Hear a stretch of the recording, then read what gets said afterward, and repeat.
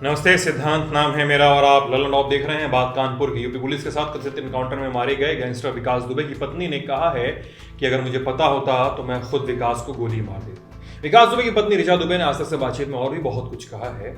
ऋचा दुबे ने बातचीत में कहा कि वो 1998 से विकास दुबे के साथ नहीं रहती, केवल बच्चों की परवरिश भर के लिए बात करती थी। विकास दुबे खर्चा पानी देता था। साथ ही ये भी कहा कि उन्हें इतना तो मालूम था कि पति बड़ा गुस्सैल, लेकिन ये अंदाज नहीं था कि पुलिस वालों को मार डालने जैसा जघन्य अपराध कर सकता है विकास दुबे की पत्नी ने कानपुर पुलिस के शहीद हुए जवानों की पत्नियों से माफी मांगी। हाथ जोड़कर निवेदन करते हुए कहा कि माफी चाहती हूँ कृत्य के लिए विकास दुबे के और उन 10 औरतों से और 17 जिनके चोट आई है।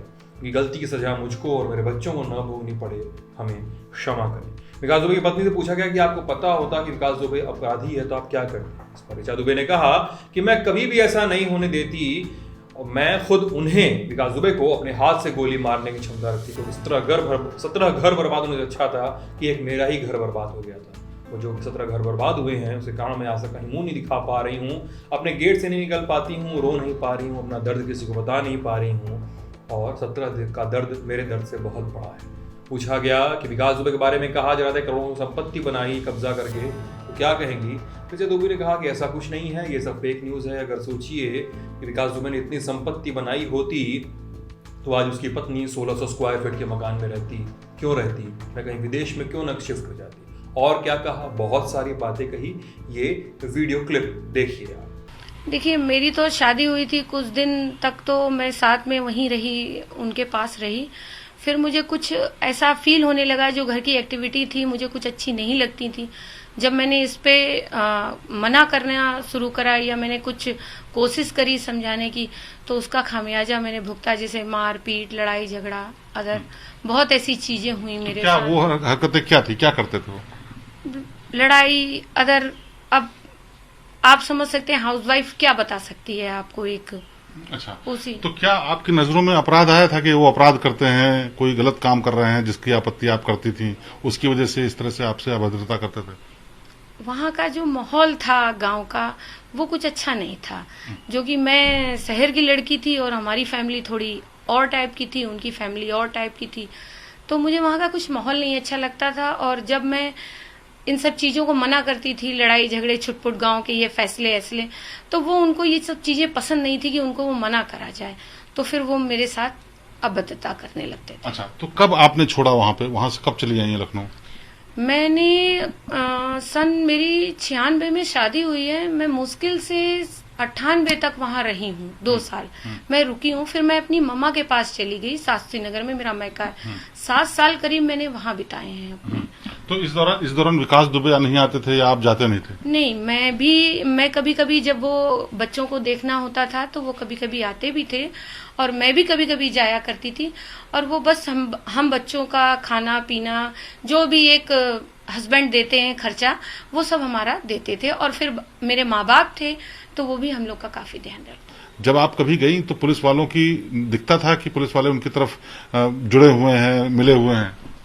हाँ, ये तो आप बिल्कुल फैक्ट है कि जब लॉकडाउन हुआ था तो 3 महीने से पुलिस वाले वहां पर खाना खा रहे थे, 10 से 15 लोग। क्योंकि मैं इनसे कह रही थी, मैंने भी ये बात इनसे रखा था प्रश्न की इस समय पुलिस वाले एक भगवान की तरह हम आम जनता का बहुत ध्यान दे रहे हैं, किसी गरीब को खाना दे रहे हैं, हम लोग की मदद कर रहे हैं, क्योंकि उनके भी तो बीवी बच्चे, कोरोना किसी को भी हो सकता था। तो ये बोले नहीं नहीं, मैं पूरा ध्यान दे रहा हूँ और उनको खाना पीना जो भी होता है सब प्रोवाइड कराता हूँ। पता नहीं ऐसा क्या हुआ कि मैं भी इस बात के लिए स्पीचलेस हूँ, मुझे भी कुछ नहीं पता। नहीं, लेकिन विनय तिवारी का तो साफ रोल आया कि उन्होंने फोन किया था, बताया था उनको कि ये घटना होने वाली है। क्या उस रात के बारे में आपको क्या लगता है, क्या हुआ होगा जिसके लिए पुलिस इतनी बड़ी प्लानिंग करके आ गई और फिर इन्होंने इतनी प्लानिंग कर ली कि इतने लोगों पर गोलियां चला दी?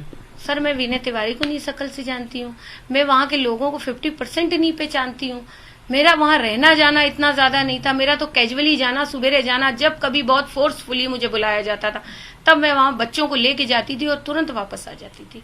कभी मैंने ये सब इतना मैं डीपली कभी गई नहीं उस चीज के लिए।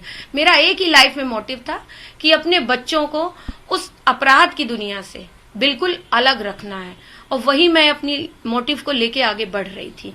और वो मैंने कहीं 50% तक उस चीज को मैंने प्रूफ भी कर दिया है, क्योंकि मेरा बड़ा बेटा मेडिकल 3 साल क्लियर कर चुका है, छोटे बेटे ने अभी हाई स्कूल 91% 91% 0.4 से हाई स्कूल क्लियर करा हुआ है। तो मेरी तो लाइफ का एक मोटिव था कि सिर्फ कि आदमी, सब लोग पहले कथन था कि ऐसा बदमाश की औलाद बदमाश बनती है, तो मेरी जीने का ही एक मकसद है, आज भी और पहले भी और कल भी यही रहेगा कि सिर्फ और सिर्फ मेरे बच्चे पढ़ें और काबिल बने, दुनिया को ये दिखाएं कि बदमाश की औलाद कभी बदमाश नहीं बनती। अपराध नहीं, ये तो दंडनीय अपराध था। ये तो उन्होंने एक भयावह मतलब कृत्य करा था कि जिसको मैंने भी अपने बच्चों से, जब मैंने टीवी में देखा तो मैंने अपने बच्चों से खुद कहा था कि अब यदि ये बचते हैं, वैसे तो क्योंकि इतना ज्यादा मीडिया प्लस दुनिया भर का ये सब हो रहा था, यदि ये बचते हैं, जेल जाते हैं, तो हम लोग अब एक छत के नीचे नहीं रह सकते। क्योंकि मुझे भी दुख था कहीं ना कहीं सर कि 10 औरतें जो विधवा हुई हैं वो डिजर्विंग विधवा नहीं थी, कि वो तो पुलिस हमारी रक्षक होती है, हम उसका भक्षक नहीं बन सकते हैं। वो हमारी रक्षा करती है हर तरीके से। एक आम इंसान होने के नाते अगर इस पूरी घटना को आप देखें तो ऐसे इंसान के प्रति आपके क्या विचार आते हैं? देखिए, ऐसे आम इंसान के प्रति तो इनको सजा मिली, और इस सजा के लिए मैंने किसी से भी एक शब्द बताइए, किसी से मैंने कहा हो कि ये गलत हुआ इनके साथ, क्योंकि ये कृत्य बहुत गलत था, ये भयावह था। 200 साल की हिस्ट्री में ऐसा कभी नहीं हुआ था कि कहीं कोई पुलिस जाती। यदि आपके पास पुलिस आई थी, सबसे बड़ा पॉइंट आप भी जानते हो और मैं भी, यदि आपको 5 घंटे पहले ये रिपोर्ट मिल गई थी कि विकास आपको पुलिस आ रही है पकड़ने, जैसे यूट्यूब और चैनलों में मैंने भी सब देखा है लौट के आके, तो क्या आप वो 10 मिनट के लिए आप वहां से हट नहीं सकते थे? तो ये थी विकास दुबे की पत्नी ऋचा दुबे, जिनसे आज तक ने बात की, हमने दिखाया आपको। क्या सोचना है, क्या राय बनती है आपकी इस बातचीत पर, हमें वीडियो के कमेंट सेक्शन में जरूर बताइए। मेरा नाम सिद्धांत है, आप लल्लन टॉप देख रहे थे, ये खबर लेकर आए थे सुमित। शुक्रिया।